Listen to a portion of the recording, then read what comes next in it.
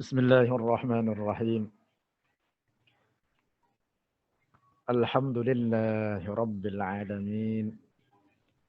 Wassalatu wassalamu ala sayyidina wa habibina wa syafi'ina qurrati a'yunina wa nuri qulubina wa maulana Muhammadin imamil anbiya'i wal mursalin wa qa'idil ghurril muhajjalin wa ala alihi wa sahbihi at-tayyibin at-tahirin. اللهم لا سهل إلا ما جعلته سهلا وأنت يا حي يا قيوم تجعل الحزن إذا شئت سهلا اللهم ارزقنا الإخلاص في النية والقول والعمل ونعوذ بك من حال أهل النار آمين. Rekan-rekan sekalian yang dirahmati Allah Subhanahu wa taala, selamat berjumpa kembali dalam kajian rutin kita setiap sore hari Selasa. Masih dalam pembahasan tauhid tentang kesucian Allah Subhanahu wa taala dari menyerupai ciptaannya. Lebih khusus dalam membahas tentang bahwa Allah ada tanpa tempat dan tanpa arah yang kita kaji dari buku yang kita terbitkan ini. Ada banyak aqwalul ulama dari masa ke masa, dari zaman ke zaman, dari generasi ke generasi dalam menjelaskan bahwa Allah Subhanahu wa taala ada tanpa tempat dan tanpa arah. Pada Ahad lalu kita mengutip sedikit dari sekian banyak para ulama di kalangan ahli tasawuf dalam menjelaskan bahwa Allah Subhanahu wa taala tidak dapat diraih oleh akal fikiran, bahwa Allah Subhanahu wa taala ada tanpa tempat dan tanpa arah, bahwa Allah Subhanahu wa taala tidak menyerupai segala apapun dari ciptaannya. Allah bukan benda dan sifat-sifat Allah bukan sifat-sifat benda. Tidak boleh dikatakan baginya berada di satu tempat atau di semua tempat. Tidak boleh dikatakan baginya di satu arah atau di semua arah. Tidak boleh dikatakan baginya bertempat di langit atau bersemayam di atas arsy. Tidak boleh dikatakan baginya ada di mana-mana atau berada di arah atas. Allah Subhanahu wa taala yang menciptakan tempat dan arah, maka Allah tidak membutuhkan kepada ciptaannya tersebut ada tanpa tempat dan tanpa arah.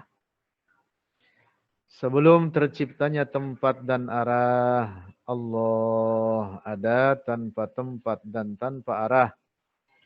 Maka setelah tempat dan arah diciptakan oleh Allah, Allah tidak berubah, tidak membutuhkan kepada makhluknya atau ciptaannya tersebut, serta Allah tidak berubah pada sifat-sifatnya. Sebelum terciptanya tempat, Allah ada tanpa tempat. Maka setelah terciptanya tempat, Allah tetap pada sifatnya semula, ada tanpa tempat dan tanpa arah. Di antara yang kita kutip dari sebagian perkataan para ahli tasawuf adalah pernyataan Sayyidut Ta'ifatis Sufiyah, yaitu Al-Imam Al-Junaid Al-Baghdadi. Sebagaimana dikutip oleh banyak para ulama kita, di antaranya seperti yang dikutip dari perkataan beliau oleh Al-Imam Abul Qasim Al-Qushairi dalam Ar-Risalah Al-Qushairiyah, secara tegas menetapkan Al-Imam Al-Junaid Al-Baghdadi bahwa Allah ada tanpa tempat dan tanpa arah.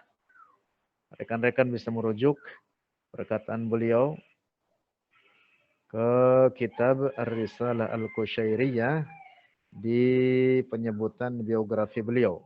Biografi Al-Imam Al-Junaid Al-Baghdadi. Di sana disebutkan bahwa Allah ada tanpa tempat dan tanpa arah. Demikian pula para ahli tasawuf lainnya, termasuk Al-Imam As-Sayyid Al-Syaikh Abdul Qadir Al-Jailani, Al-Imam As-Sayyid Ahmad Ar-Rifa'i, Imam Al-Tariqat Ar-Rifa'iyah, Al-Syaikh Abdul Qadir Al-Jailani, Al-Tariqat Al-Qadiriyah, juga para ahli tarekat lainnya, mereka semua di atas keyakinan ini. Di atas keyakinan Allah mawjudun bila makan wala yajri alaihi zaman. Termasuk di antaranya yang merupakan tokoh ahli tasawuf, salah seorang ulama terkemuka yang berasal dari wilayah kita sendiri, yaitu Al-Syaikh Al-Allamah Al-Faqih Muhammad Nawawi Ibn Umar Al-Bantani Al-Jawi Al-Syafi'i, yang wafat tahun 1314 Hijriah. Dalam banyak karyanya, tentunya terutama dalam karya-karya beliau dalam tema akidah, yang akan kita kutip beberapa di antaranya berikut ini. Dengan sangat tegas beliau mengatakan bahwa Allah tidak menyerupai ciptaannya, bahwa Allah bukan benda, bahwa Allah ada tanpa tempat dan tanpa arah. Di antaranya dalam salah satu karya beliau berjudul As-Simarul Yani'ah, dalam menjelaskan sifat Allah, mukhalafatun lil hawadith. Syekh Nawawi Al-Bantani menuliskan sebagai berikut.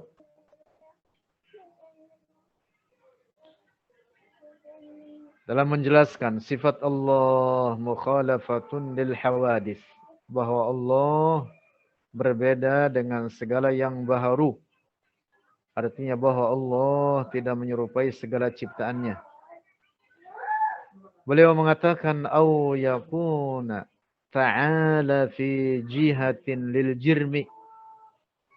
Contoh perkara yang mustahil bagi Allah terkait dengan sifat, bahwa dia Allah tidak menyerupai ciptaannya, maka sifat yang mustahil atas Allah, bahwa adanya Allah fi jihatin minal jirmi, berada pada satu arah tertentu dari benda, bi ayyakuna an yaminihi, dengan seumpama adanya Allah berada di samping kanan benda tersebut, au shimalihi, atau berada di samping kiri daripada jirim tersebut atau benda tersebut, Au fauqihi atau dari arah atasnya daripada jirim tersebut.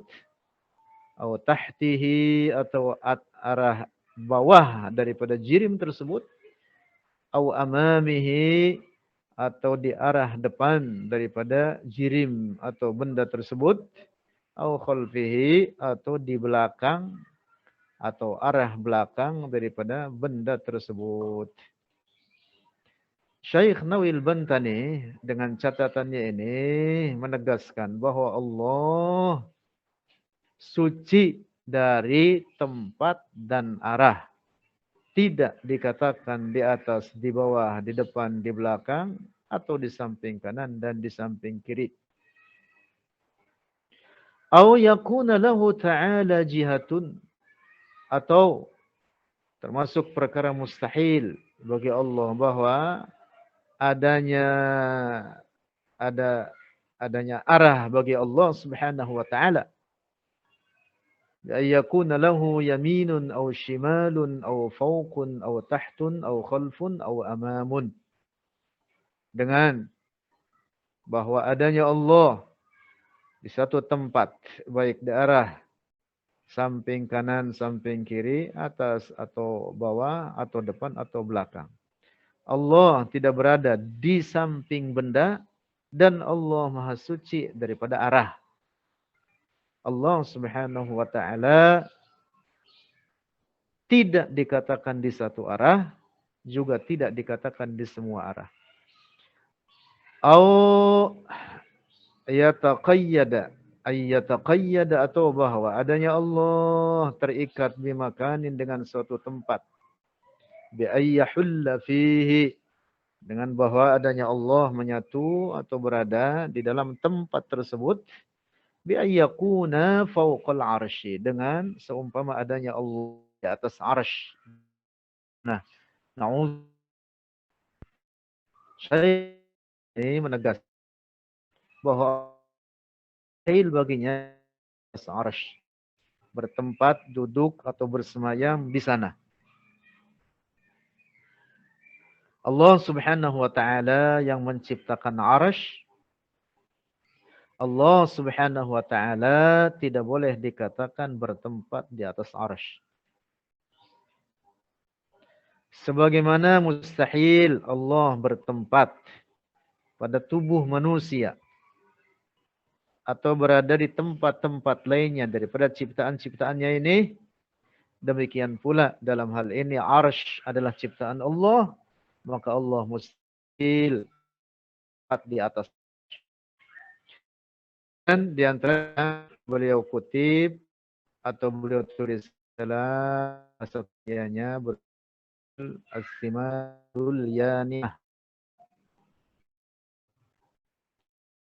Maaf, ini ke atas kita tariknya. Nanti tadi saya hendak membaca atas. Tidak mengapa. Oleh karena ada banyak sekali ya Syekh Nawawil Bani rahimahullah dalam beberapa penelitian disebutkan lebih 100 kali. Dan karya beliau ini banyak dibaca umat Islam di berbagai pelosok dunia.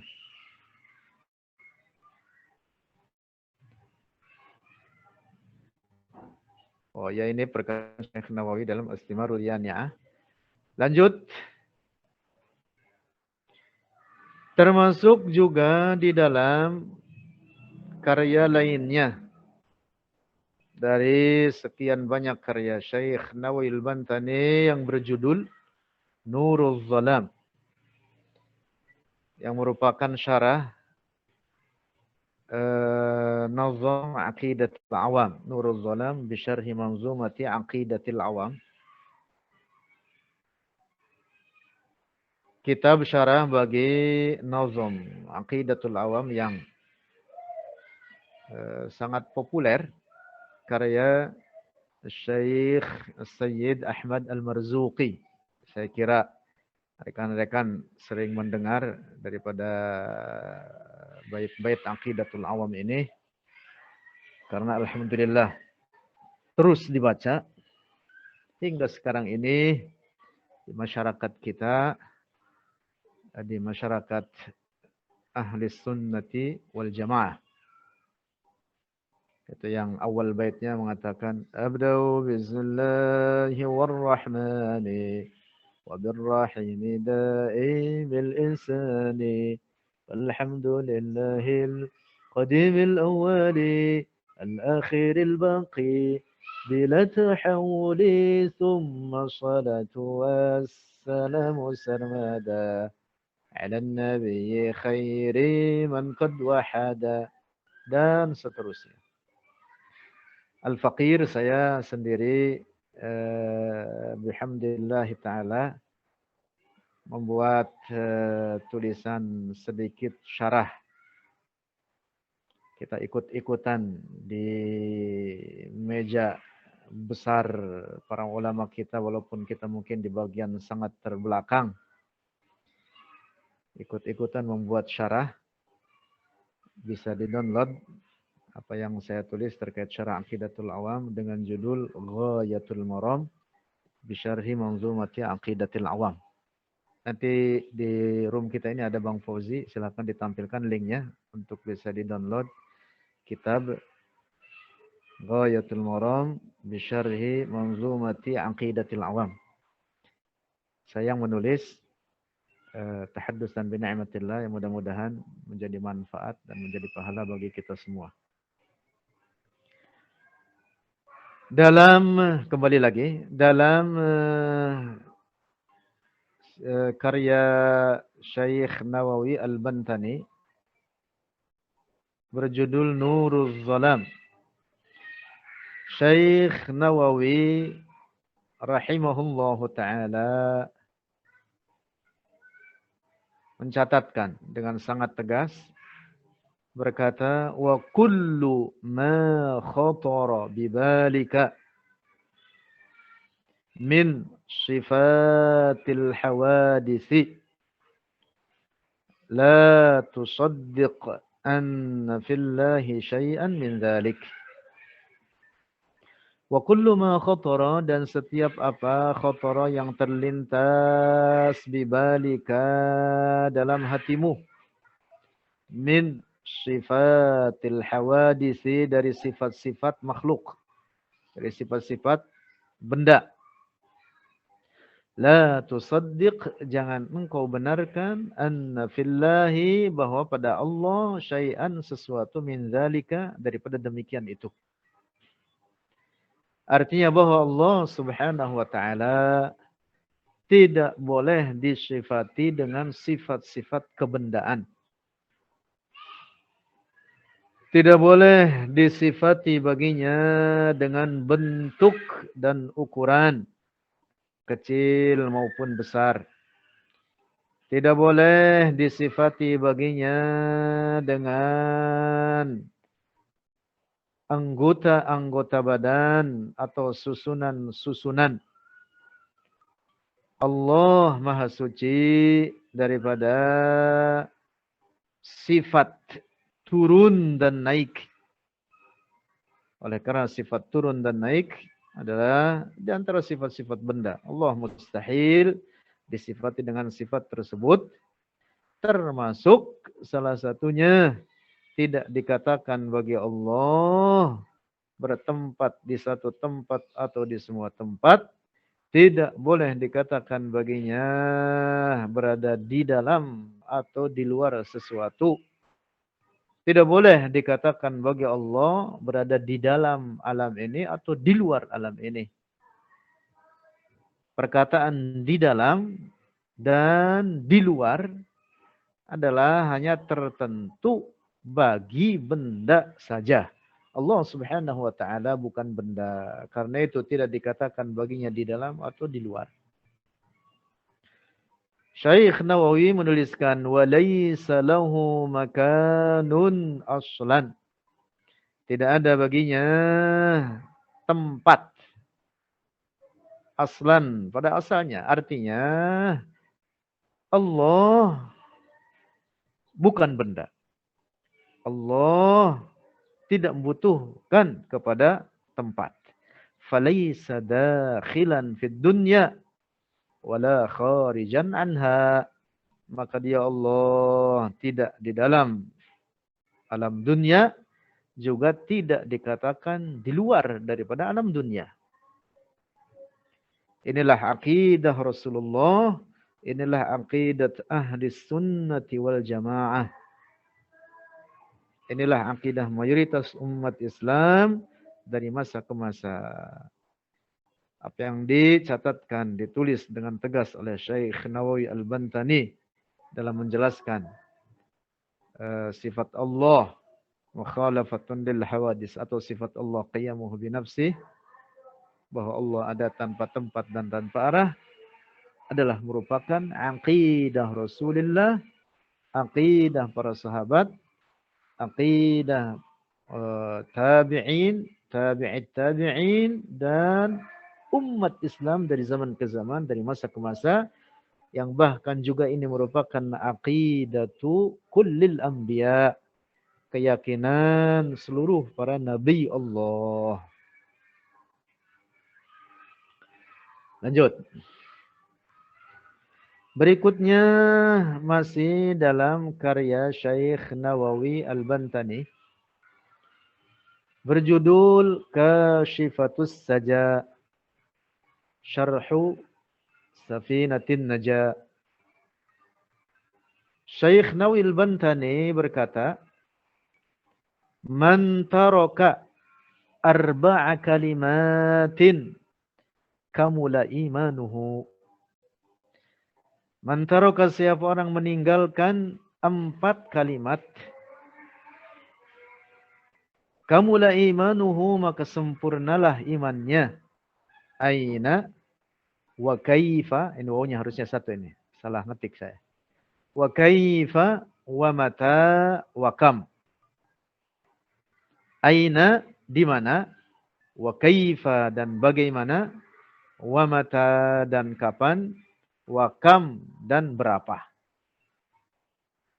4 pertanyaan atau 4 kalimat tersebut tidak boleh disandarkan bagi Allah. Dan siapa orang yang tidak menyandarkan 4 kalimat tersebut kepada Allah, maka ini orang faham akidah, sempurna imannya, disebut oleh al-Imam, disebut oleh Syekh Nawawi Al-Bantani, kamula imanuhu, ahlut tauhid.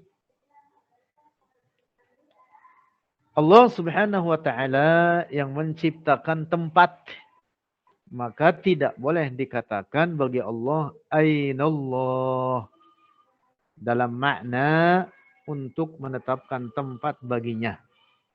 Tidak boleh dikatakan bagi Allah di mana Allah. Nah, ini yang pertama. Adapun hadisul jariyatis sauda yang diriwayatkan oleh Al-Imam Muslim dalam kitab sahihnya, ketika Rasulullah didatangkan ke hadapannya seorang hamba sahaya perempuan hitam,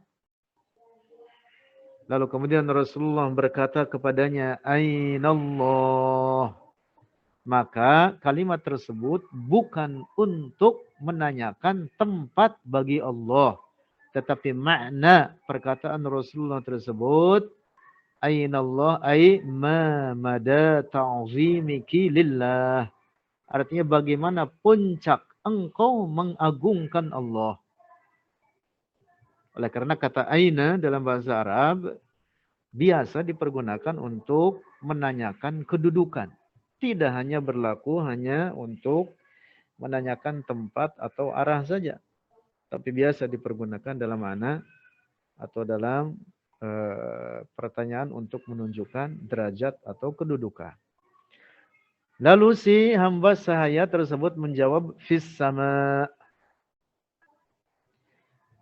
Perkataan fis sama jawaban daripada al-jariyatus sauda atau budak hitam tersebut bukan untuk menetapkan Allah di langit.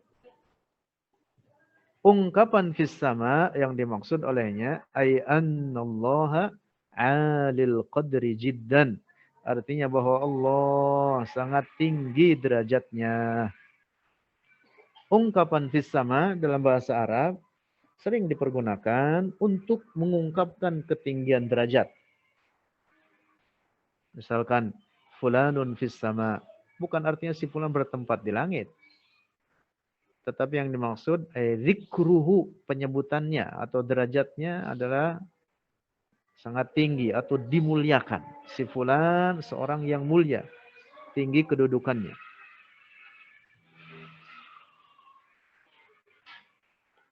Biasa diungkapkan demikian dalam bahasa Arab. Jadi tidak hanya untuk menetapkan fis sama sebagai tempat dan arah bertempat di langit, tidak. Nah, ini yang pertama. Jadi kata aina dalam makna tempat tidak boleh disandarkan bagi Allah oleh karena Allah ada tanpa tempat. Kemudian yang kedua, kaifa. Kaifa itu makna harfiahnya bagaimana. Kata kaif itu hanya berlaku untuk menanyakan sifat benda. Kaif itu artinya sifatul jism. Sifat jisim, sifat jirim, sifat benda, sifat tubuh. Kalau saya katakan bagi teman yang ada di hadapan saya, kaifa haluka, kaifa anta. Artinya saya menanyakan sifatnya, keadaannya. Kalau saya katakan, kaifal bait, bagaimana rumah? Saya menanyakan sifat rumah.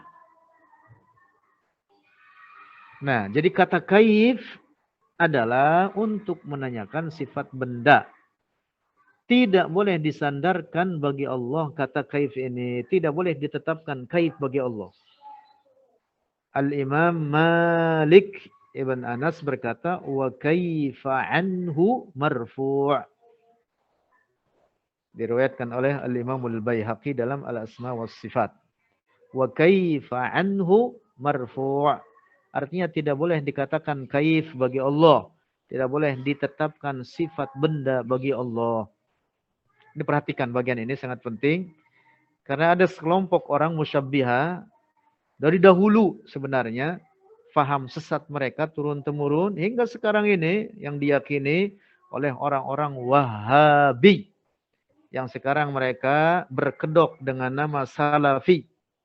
Mereka mengatakan Allah memiliki anggota-anggota badan, tangan, bahkan dari rambut hingga ujung kaki. Mereka menetapkan anggota-anggota badan bagi Allah lalu untuk mengelabui orang awam. Kata mereka apa? Itu semua bila kaif.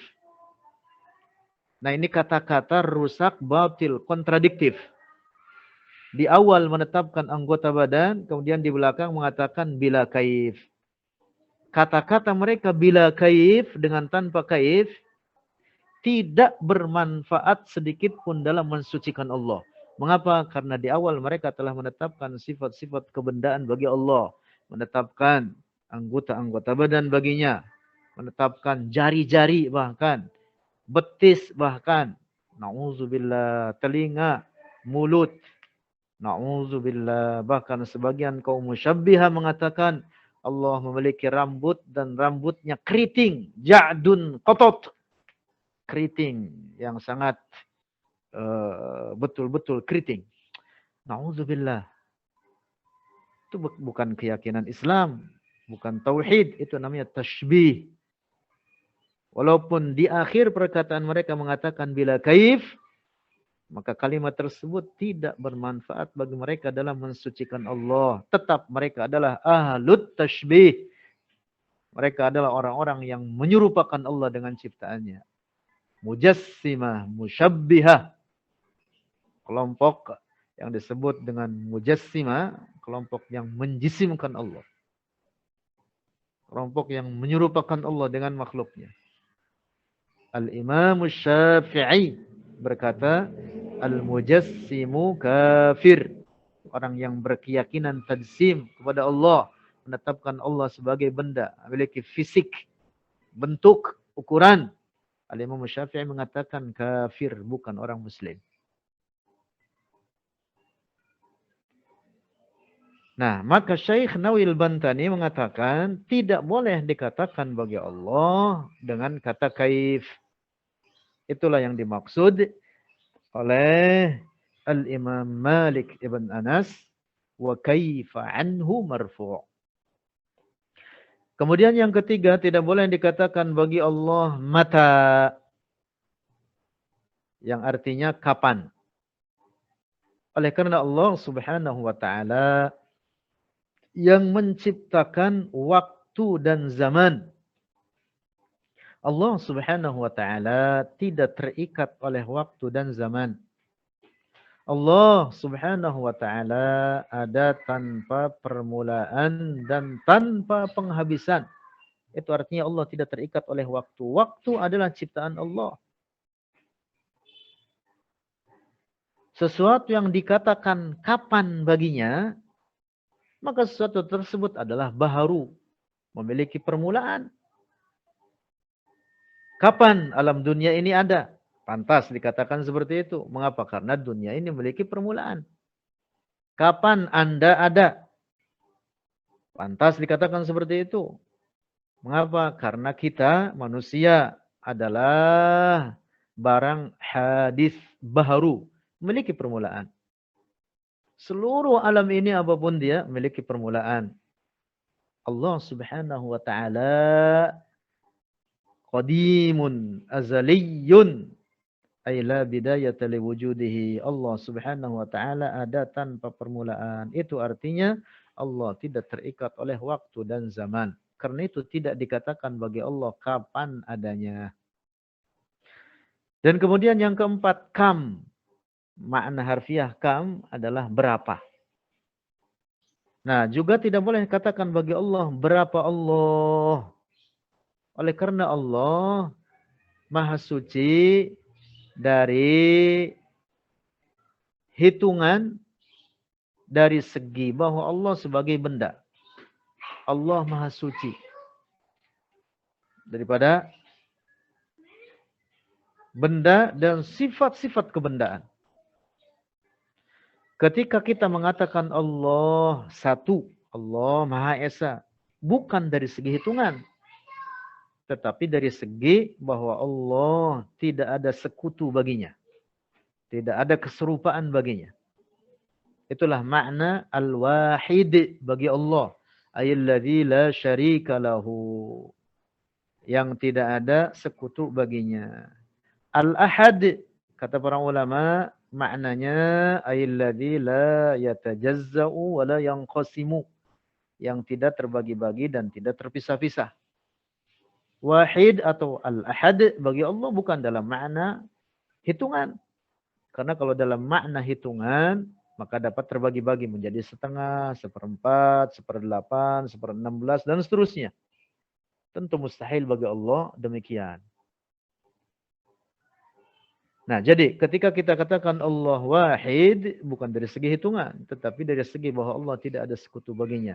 Demikian dikatakan oleh Al-Imam Abu Hanifah.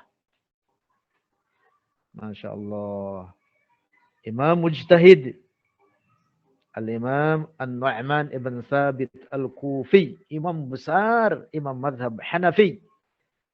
Salah seorang ulama salaf terkemuka. Wafat tahun 150 Hijriyah. Al-Imam Abu Hanifah berkata, Innallaha wahidun la min tariqil adad walakin min tariq annahu la syarikalah. Sebagaimana beliau tuangkan perkataan beliau ini dalam risalahnya yang berjudul Al-Fiqhul Akbar. Beliau mengatakan, Innallaha wahidun, bahwa Allah wahid, la min tariqil adad, bukan dari segi hitungan, walakin min tariqi annahu la syarikalah, tetapi dari segi bahwa Allah tidak ada sekutu baginya. Lanjut. Fa in qala laka qailun, kita kembali kepada catatan Syekh Nawawi Al-Bantani dalam kitab Kasyifatus Saja. Beliau mengatakan, Fa in qala, maka apabila berkata laka bagimu, qailun oleh seorang yang berkata, aina Allah? Fajawabuhu, maka jawabannya, laisa fi makanin wala yamurru alaihi zamanun. Laisa fi makan, Allah ada tanpa tempat. Allah tidak berlaku atasnya zaman, tidak terikat oleh waktu. Wa in qala laka, dan apabila berkata bagimu oleh qail, kaifallah, ada orang berkata bagaimana Allah? Faqul, maka katakan olehmu, laisa kamitslihi syai'. Allah tidak menyerupai segala apapun. Allah bukan benda. Tidak dikatakan baginya bagaimana. Tadi dalam kitab di atas karya Syekh Nawawi, yaitu dalam kitab Nuruz Zalam, mengatakan wa kullu ma khatara bi balika min sifatil jism la tusaddiq anna fillahi syai'an min dzalik. Apa yang terlintas dalam benakmu daripada sifat-sifat kebendaan, jangan engkau sangka, jangan engkau benarkan dalam hatimu bahwa Allah bersifat dengan sifat-sifat tersebut. Allah bukan benda, sifat-sifat Allah bukan sifat-sifat benda. Allah tidak menyerupai segala apapun dari ciptaannya. Kemudian kata Syekh Nawawi, wa in qala laka, dan apabila berkata seseorang laka bagimu, mata Allah, kapan adanya Allah? Faqul, maka katakan olehmu, lahu awwalun bila ibtida'in wa akhirun bila intihain. Ini rekan-rekan, pahami nih firman Allah dalam Al-Quran, huwal awwalu wal akhiru. Apa artinya huwal awwalu? Al-awwal bagi Allah adalah awwaliyah mutlaqah. Apa artinya awwaliyah mutlaqah? Artinya labtida'a liwujudihi, tanpa permulaan bagi wujudnya. Ini yang disebut dengan awwaliyah mutlaqah. Jadi makna al-awwal pada hak Allah bukan artinya Allah yang paling dahulu ada dari tidak ada. Na'udzubillah. Tidak boleh difahami seperti itu. Adanya Allah tidak didahului ketidakadaan. Adanya Allah tidak terikat oleh waktu dan zaman. Nah, maka al-awwal bagi Allah maknanya la bidayata liwujudihi. Makna al-awwal ini sama dengan makna al-azali bagi Allah. Juga sama dengan makna al-qadim baginya. Jadi tiga term ini sama, bermakna sama, yaitu tidak ada permulaan baginya. Lalu al-akhir bagi Allah disebutkan dalam Al-Quran, huwal awwal wal akhir. Ini difahami dengan baik. Maknanya la nihayata liwujudihi. Artinya adanya Allah tanpa penghabisan. Al-akhir bukan artinya bahwa Allah akan punah lalu habisnya adalah yang paling terakhir. Na'udzubillah. Pemahaman rusak. Orang berkeyakinan demikian itu rusak akidahnya, bukan orang muslim. Makna al-akhir bagi Allah artinya la nihayata liwujudihi, itu ada tanpa penghabisan. Ada tanpa penghabisan. Nah, makna al-akhir pada hak Allah sama dengan makna al-abadi baginya. Atau istilah lain, sebagian ulama menyebut dengan as-sarmadi. Dengan makna yang sama. Artinya tanpa penghabisan. Nah, Syekh Nawawi di sini berkata, awwalun bila ibtida'in wa akhirun bila intihain. Allah al-awwal, tanpa permulaan. Dia Allah al-akhir, tanpa penghabisan. Jadi al-akhir artinya itu, tanpa penghabisan. Al-awwal itu maknanya, tanpa permulaan bagi Allah. Saya tambahkan sedikit lanjutan ayat tadi, wal awwal wal akhir wal zahir wal batin. Az-zahir artinya yang segala sesuatu pada alam ini menunjukkan akan tanda-tanda keberadaannya. Ingat-ingat ini, makna ini. Az-zahir, saya ulang. Az-zahir maknanya pada hak Allah adalah yang segala sesuatu pada alam ini menunjukkan bagi keberadaannya. Semua apapun pada alam ini menunjukkan atau sebagai tanda bagi keberadaan Allah. Itu makna az-zahir.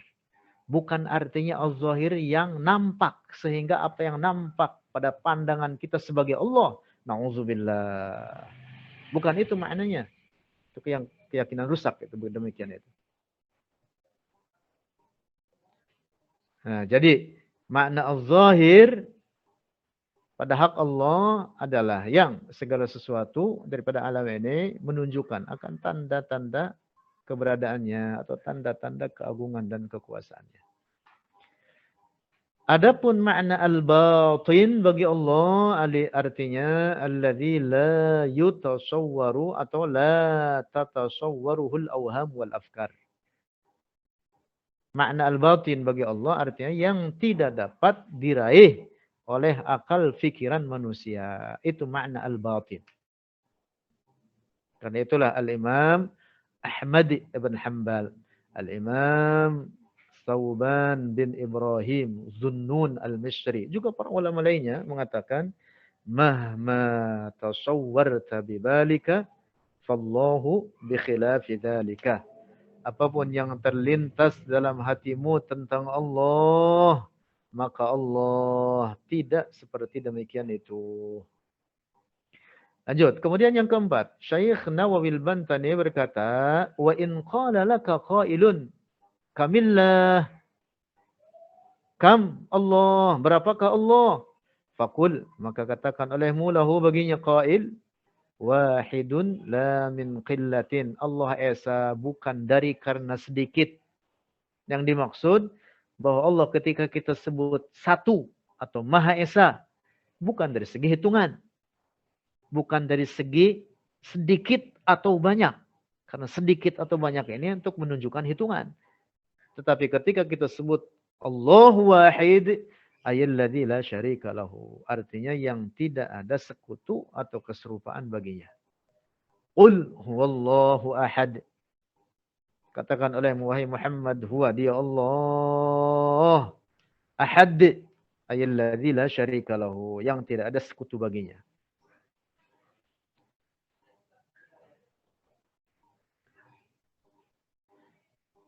Nah itu diantara tulisan Syekh Nawawi al-Bantani. Kemudian dalam karya lainnya, dari sekian banyak karya Syekh Nawawi al-Bantani, salah satunya adalah kitab tafsir yang sangat populer, Tafsir Nawawi, yaitu Tafsirul Munir li Ma'alimit Tanzil. Dalam menafsirkan surat Al-A'raf ayat 54 pada firman Allah, "Tsummastawa 'alal 'arsy." Syekh Nawawi dalam kitab tafsirnya tersebut yang dikenal pula dengan nama Marahlabidi, beliau mengatakan, "Wal wajibu 'alaina an naqta'a biqaulihi ta'ala munazzahan 'anil makani wal jihati."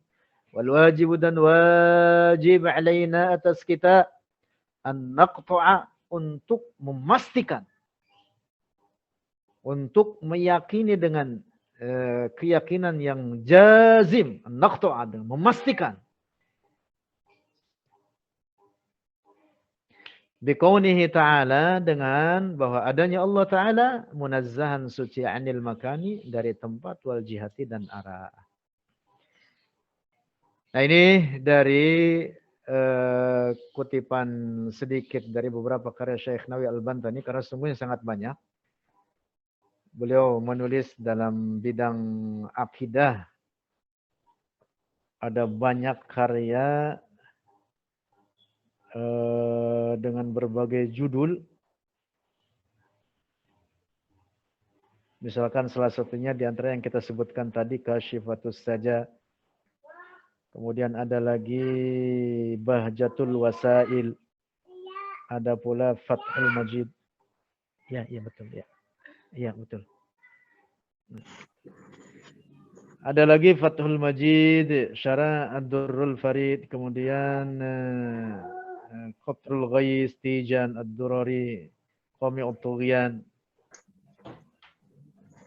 Syarah Syu'abul Iman, Nurul Zalam, seperti yang kita kutip tadi, Nasaihul Ibad,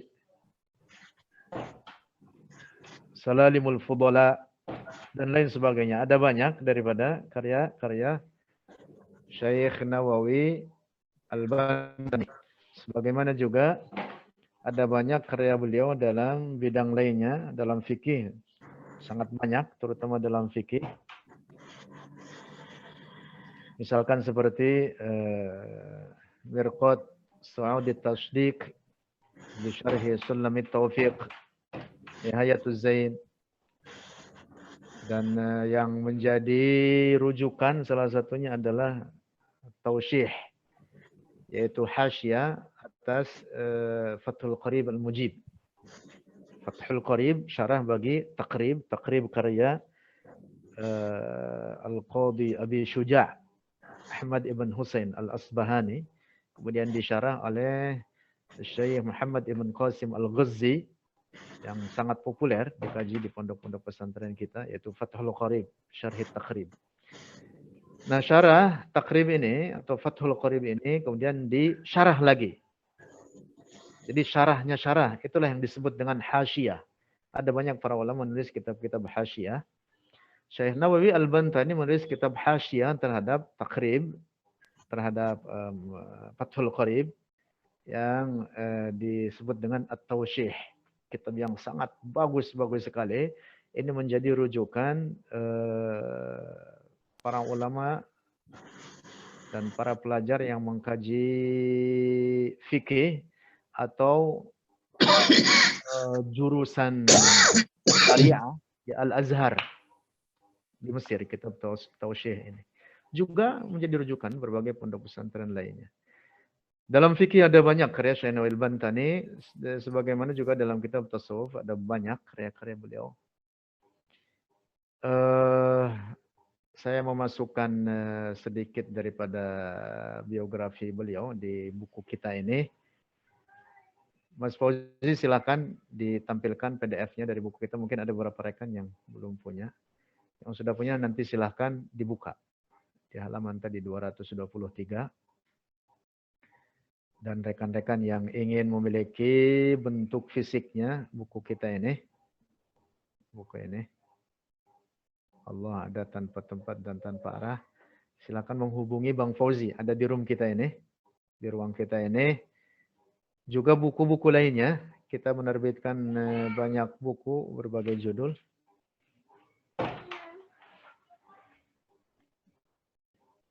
Di sini lihat ada Dedek. Oh, bismillah. Mau ikut katanya ini. Ah, dadah. Dadah.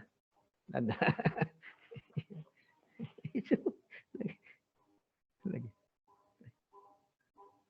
Oh, tuh dadah. Dadah. Kiss bye. Dah, Bang, udah bangun sana, mana bangun sana? Bangun.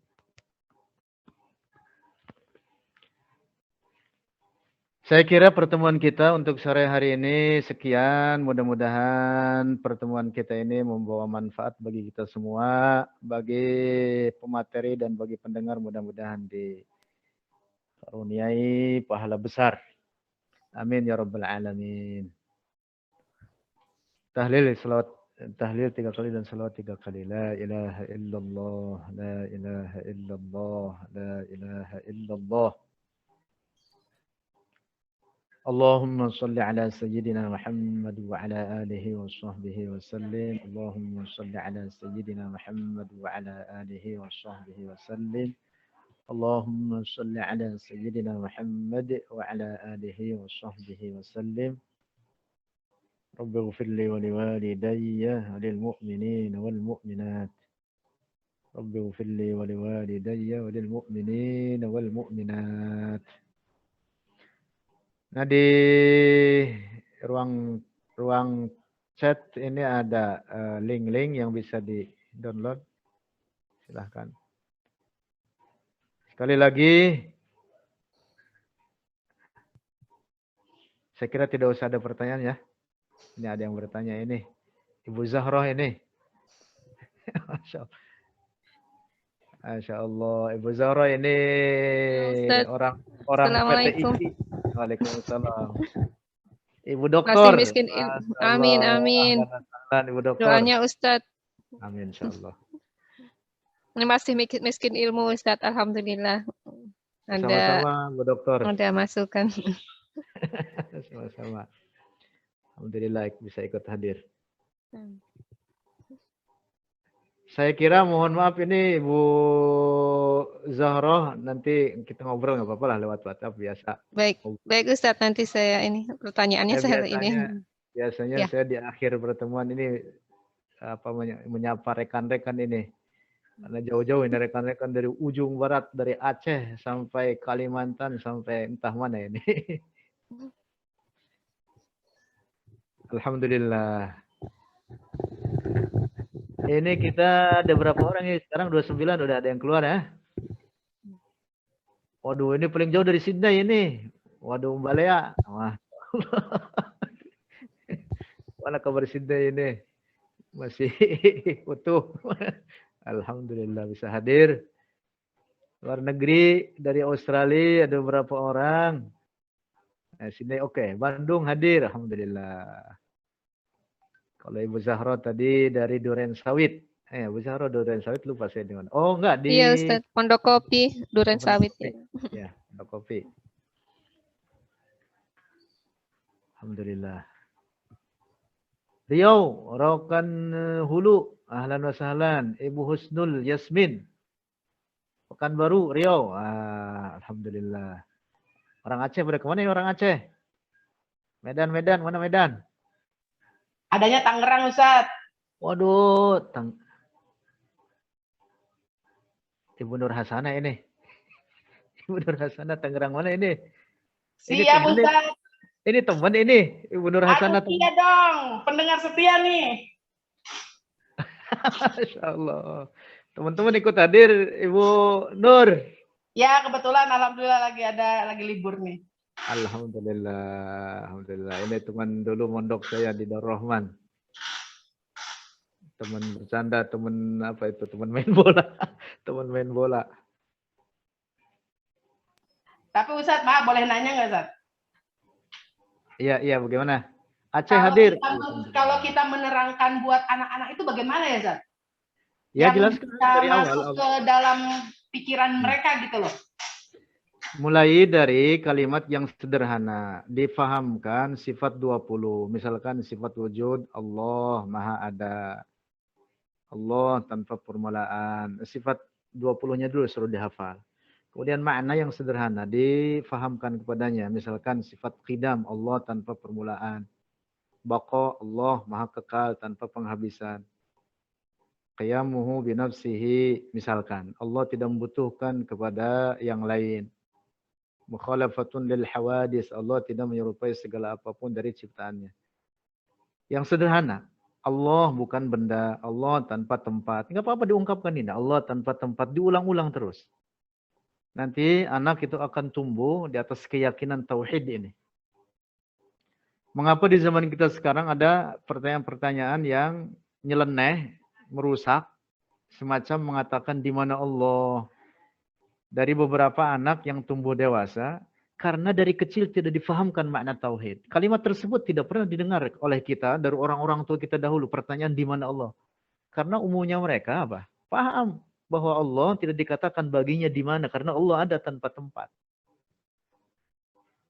Nah di zaman kita sekarang, ini pelajaran terhadap atau memperdalam ilmu tauhid ini mulai berkurang. Dan itu disinyalir, dinyatakan demikian oleh Sayyiduna Ali bin Abi Thalib, di mana beliau mengatakan ketika kiamat sudah sangat dekat, maka orang akan rusak akidahnya, terjerumus dalam akidah tasybih dan tansib. Sayyidina Ali mengatakan begitu. Nah, jadi dimulai dengan diajarkan kalimat yang sederhana dari misalkan sifat 20 dengan terjemahannya yang sederhana, insya Allah nanti paham. Baik Paham. Ustaz, terima kasih. Barakallahu fiik. Kubu Jadi hadir. boleh ada pertanyaan, Ustaz? Kubu hadir. Nah, ini siapa tadi? Ibu Zahroh. Iya, Ustaz. Jadi boleh ada pertanyaan ini, Ustaz? Ayo silakan Ibu. Ustadz, saya tuh sebenarnya selama ini mengganjal, saya agak bingung ya. Apa sebenarnya titik beda antara yang yang golongan yang bilang bahwa Allah itu mempunyai